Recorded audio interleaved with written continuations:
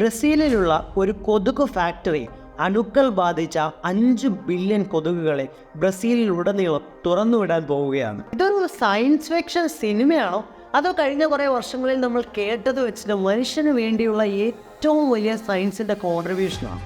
ആ രണ്ടാമത് പറഞ്ഞതാണ് മനുഷ്യൻ്റെ ഭാവിയെ തന്നെ മാറ്റിമറിക്കാൻ പോകുന്ന ഒരു കണ്ടുപിടുത്തമാണ് ഇത്.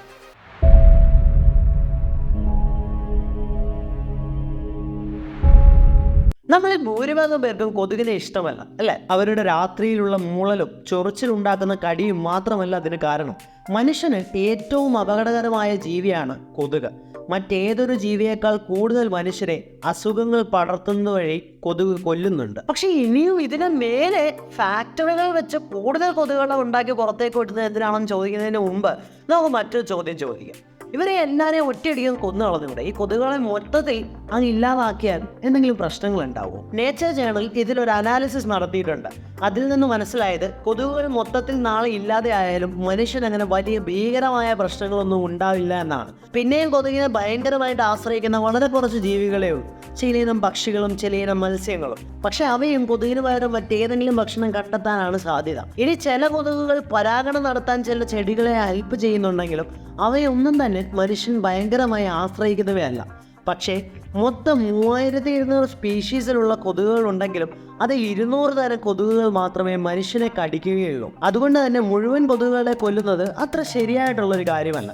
പക്ഷെ കടിക്കുന്ന ഈ 200 സ്പീഷീസിലുള്ള കൊതുകുകൾ കാരണം ഏതാണ്ട് 247 ദശലക്ഷം ആളുകൾക്ക് ഓരോ വർഷവും മലേറിയ വരുന്നുണ്ട്.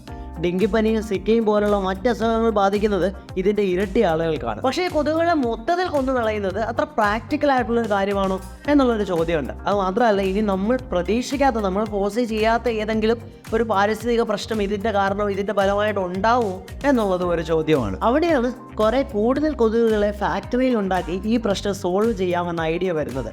കേൾക്കുമ്പോൾ ഇത് തേങ്ങയാണെന്ന് തോന്നുമെങ്കിലും സംഭവം അങ്ങനെയല്ല. കൊതുകുകളെ കൊല്ലാതെ തന്നെ അവരുടെ ഈ രോഗം ഫലത്തിൽ ഇല്ലാതെയാക്കാൻ ശാസ്ത്രജ്ഞനൊരു വഴി കണ്ടുപിടിച്ചിട്ടുണ്ട്. ഇതിന് നന്ദി പറയേണ്ടത് വോൾബാക്കിയ എന്ന ഒരു തരം ബാക്ടീരിയയോടാണ്. വോൾബാക്കിയ എന്ന ബാക്ടീരിയ ഉള്ള കൊതുകുകളിൽ ഡെങ്കി, ചിക്കൻ ഗുനിയ പോലെയുള്ള അസുഖങ്ങൾ പരത്തുന്ന വൈറസുകൾ ഉണ്ടെങ്കിൽ ആ വൈറസുകൾക്ക് വളരാൻ സാധിക്കില്ല എന്ന് ഗവേഷകർ കണ്ടുപിടിച്ചു. ഇത് ആദ്യം ശാസ്ത്രജ്ഞരെ കുറച്ച് ആശയക്കുഴപ്പത്തിലാക്കിയെങ്കിലും ഈ ബാക്ടീരിയയ്ക്ക് മറ്റ് ഡെങ്കി വൈറസ് പോലെയുള്ള പാത്തജൻസിനെ കീഴടക്കാൻ സാധിക്കും എന്ന് കണ്ടുപിടിച്ചു. അതായത് ഈ വോൾബാക്കിയ ഉണ്ടെങ്കിൽ അസുഖം പരത്തുന്ന അണുക്കൾക്ക് പെരുകാൻ സാധിക്കില്ല, അതുകൊണ്ട് തന്നെ അസുഖങ്ങൾ പടർത്താനും സാധിക്കില്ല. അപ്പോൾ ഈ വോൾബാക്കിയ ബാക്ടീരിയ ബാധിച്ച കുറച്ച് കൊതുകുകളെ എടുത്ത് തുറന്നുവിട്ടാൽ അവർ പതിയെ പതിയെ മറ്റു കൊതുകുകൾക്കും ഈ വോൾബാക്കിയ പടർത്തും. വോൾബാക്കിയ ബാധിച്ച ഒരു ആൺകൊതുക് ഒരു സാധാ കൊതുകുമായിട്ട് ഇണചേർന്നാൽ ആ കൊതുകിടുന്ന മുട്ടകൾ വിരിയില്ല. ഇനി ആൺകൊതുകിനില്ല, ഇണചേരുന്ന പെൺകൊതുകിനാണ് വോൾബാക്കിയ ഉള്ളതെങ്കിൽ അതിൻ്റെ മുട്ട വിരിയും. പക്ഷെ ആ ഉണ്ടാവുന്ന കൊതുകുകൾക്കെല്ലാം തന്നെ വോൾബാക്കിയ ബാധിച്ചിരിക്കും. ഇനി രണ്ടുപേർക്കും വോൾബാക്കിയ ഉണ്ടെങ്കിൽ ഇതുപോലെ തന്നെ മുട്ട വിരിയും, പക്ഷെ അവർക്ക് എല്ലാവർക്കും ഈ അണുബാധ കാണും. കുറച്ച് തലമുറകൾ കഴിയുമ്പോഴേക്കും വോൾബാക്കിയ ബാക്ടീരിയ ഉള്ള കൊതുകുകളുടെ എണ്ണം ക്രമാതീതമായി കൂടും. അങ്ങനെ ഈ പറയുന്ന ഡെങ്കി, മലേറിയ പോലെയുള്ള അസുഖങ്ങൾ പരത്തുന്ന കൊതുകിൽ നിന്നും നമുക്ക് രക്ഷപ്പെടാൻ സാധിക്കും. 14 രാജ്യങ്ങളിൽ ഇവരത് പരീക്ഷിച്ചു നോക്കി. 2-3 മാസം തൊട്ട് 6 മാസം വരെ സമയമെടുത്തിട്ടാണ് ഇവരതിനെ തുറന്നു വിട്ടത്. അതുകൊണ്ട് തന്നെ അങ്ങോട്ടും ഇങ്ങോട്ടും മിക്സ് ചെയ്യാനായിട്ടുള്ള സമയം ഇവർക്ക് കിട്ടിയിട്ടുണ്ട്. ഇതിൻ്റെ റിസൾട്ട് എന്ന് പറയുന്നത് ഏതായാലും ഡെങ്കിപ്പനി ബാധിക്കുന്ന ആൾക്കാരുടെ എണ്ണം സിഗ്നിഫിക്കൻ്റ് ആയിട്ട് കുറഞ്ഞു എന്നുള്ളതാണ്. ഇന്തോനേഷ്യയിൽ നടന്ന ഒരു വിശദമായ പഠനം പറയുന്നത് ഈ മെത്തേഡിൻ്റെ കാര്യക്ഷമത 77.1% അതായത് അവിടെ താമസിക്കുന്നവർക്ക് രോഗം വരാനുള്ള സാധ്യത 4 മടങ്ങ് കുറഞ്ഞു എന്നാണ്. ഈ ടെസ്റ്റ് നടത്തിയ മറ്റു ചില സ്ഥലങ്ങളിലെ റിസൾട്ടിൽ 38% കാര്യക്ഷമത രേഖപ്പെടുത്തിയ സ്ഥലങ്ങളുമുണ്ട്. പക്ഷെ അതും രോഗം കുറയുന്നതിൽ ഒരു വലിയ പങ്ക് തന്നെയാണ്. ഈ കുറഞ്ഞ എഫിക്കസി വരാനുള്ള കാരണങ്ങൾ പലതായിരിക്കാം. അവിടുത്തെ പരിസ്ഥിതിയുടെ വലിപ്പം, വോൾബാക്കിയ പടരാനുള്ള സാഹചര്യം, കൊതുകുകളുടെ എണ്ണം, ഇതൊക്കെ അതിനൊരു ഫാക്ടേഴ്സ് ആയിരിക്കും. ഏതായാലും ഏറ്റവും പുതിയ പഠനങ്ങൾ കൊളംബിയയിലെ അബൂറ വാലിയിൽ നിന്നാണ്. 2023 നവംബറിലാണ് ഈ ടെസ്റ്റ് റിസൾട്ട് പുറത്തു വരുന്നത്. ഇവിടെ ഡെങ്കിപ്പനി ബാധിച്ചവരുടെ എണ്ണത്തിൽ 95 മുതൽ 97% വരെ കുറവാണ് കണ്ടെത്തിയത്.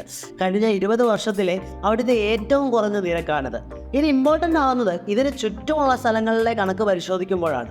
അമേരിക്കയിൽ 1980 ശേഷമുള്ള രണ്ടാമത്തെ ഏറ്റവും കൂടുതൽ ഡെങ്കിപ്പനി ബാധിച്ച വർഷമാണ് 2023. കൊളംബിയയിലെ പല ഭാഗത്തും ഡെങ്കിപ്പനി റെക്കോർഡിലെത്തിയപ്പോൾ വോൾബാക്കിയ ബാക്ടീരിയയുള്ള കൊതുകുകളെ തുറന്നുവിട്ട ഈ പ്രദേശത്ത് മാത്രം റെക്കോർഡ് ലോ ആയിരുന്നു രേഖപ്പെടുത്തിയിരുന്നത്. ഈ കൊളംബിയയിലെ വോൾബാക്കിയ ഇൻഫെക്റ്റഡ് കൊതുകുകളെ തുറന്നുവിടുന്ന പ്രൊജക്ട് സ്റ്റാർട്ട് ചെയ്തത് 2015 ഇത്രയും ചെറിയ സമയം കൊണ്ട് തന്നെ 97% കുറവെന്ന് പറയുന്നത് റിമാർക്കബിൾ ആയിട്ടുള്ള റിസൾട്ടാണ്. ഇപ്പോൾ ഈ ടീം പഠിച്ചുകൊണ്ടിരിക്കുന്നത് കുറച്ചുകൂടെ വലിയ സ്ഥലങ്ങളിലേക്ക് എങ്ങനെ എഫക്റ്റീവായിട്ട് ഈ മെത്തേഡ് യൂസ് ചെയ്യാവുന്നതാണ്. ബ്രസീലിൻ്റെ ഏറ്റവും വലിയ പ്രശ്നങ്ങളിലൊന്നാണ് ഡെങ്കിപ്പനി. അതുകൊണ്ട് തന്നെ അവിടെ ആഴ്ചയിൽ 100 ദശലക്ഷം മോഡിഫൈഡ് കൊതുകുകളെ ഉണ്ടാക്കാൻ സാധിക്കുന്ന ഒരു ഫാക്ടറി റെഡി ആക്കിക്കൊണ്ടിരിക്കുകയാണ്. അങ്ങനെ ബ്രസീലിലെ പല സിറ്റികളിലേക്കും ഈ കൊതുകുകളെ തുറന്നു വിടാനാവും. ഇപ്പം നിങ്ങൾ ആലോചിക്കുന്ന ഈ വോൾബാക്കിയ ബാക്ടീരിയ ഇൻഫെക്റ്റഡ് ആയിട്ടുള്ള കൊതുകുകൾ കടിച്ചിട്ട് ഈ ഡെങ്കിപ്പനിയേക്കാളും വലിയ എന്തെങ്കിലും പ്രശ്നങ്ങൾ മനുഷ്യന് വരുമോ എന്നുള്ളതായിരിക്കും. പ്രകൃതിയിലെ മുഴുവൻ പ്രാണികളിൽ 50% നാച്ചുറലി വോൾബാക്കിയ ബാക്ടീരിയ അവരുടെ ശരീരത്തിലുണ്ട്. നിങ്ങൾക്ക് എല്ലാവർക്കും തന്നെ കോമൺ ഹൗസ് മോസ്കിറ്റോ എന്നറിയപ്പെടുന്ന കൊതുകിൻ്റെ കടിയും കിട്ടിയിട്ടുണ്ടാവും.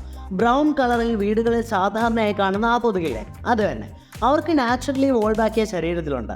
അത് കടിച്ചിട്ട് ആർക്കും ഇതുവരെ പ്രശ്നങ്ങളൊന്നും വന്നിട്ടില്ല. അതുകൊണ്ട് തന്നെ ഈ പ്രൊജക്ട് മനുഷ്യർക്ക് ഭീഷണിയല്ല എന്നാണ് നമ്മുടെ വിലയിരുത്തൽ. ഇപ്പോൾ ലോകാരോഗ്യ സംഘടന വേൾഡ് ഹെൽത്ത് ഓർഗനൈസേഷൻ മറ്റ് രാജ്യങ്ങളിലേക്ക് ഇത് എത്തിക്കാൻ വേണ്ടി ഈ ടെക്നോളജിയെക്കുറിച്ച് പഠിച്ചുകൊണ്ടിരിക്കുകയാണ്. ഇതുമൂലം ഹൈ റിസ്ക് ഏരിയകളിൽ ഡെങ്കു വാക്സിൻ ഒന്നും വേണ്ട എന്നല്ല, ഒരു സപ്ലിമെൻ്ററി മെത്തേഡായിട്ടാണ് ശാസ്ത്രജ്ഞർ ഇതിനെ കാണുന്നത്. ഓൺ എ ലോങ് റൺ ഈ ടെക്നോളജി കോടിക്കണക്കിന് ആളുകളെ ഡെങ്കി പോലെയുള്ള അസുഖങ്ങൾ ബാധിക്കുന്നതിൽ നിന്ന് രക്ഷിക്കാനാവും. അപ്പോൾ ഇത് നിങ്ങൾക്ക് പുതിയൊരു അറിവ് ആയിരുന്നുണ്ടെങ്കിൽ ഒന്ന് ലൈക്ക് ചെയ്തേക്കാം. ഇതുപോലുള്ള വീഡിയോസ് കൂടുതൽ കിട്ടാനായിട്ട് ചാനൽ സബ്സ്ക്രൈബ് ചെയ്യുക. അഭിപ്രായങ്ങൾ കമൻറ്റ് ചെയ്യുക. Stay curious.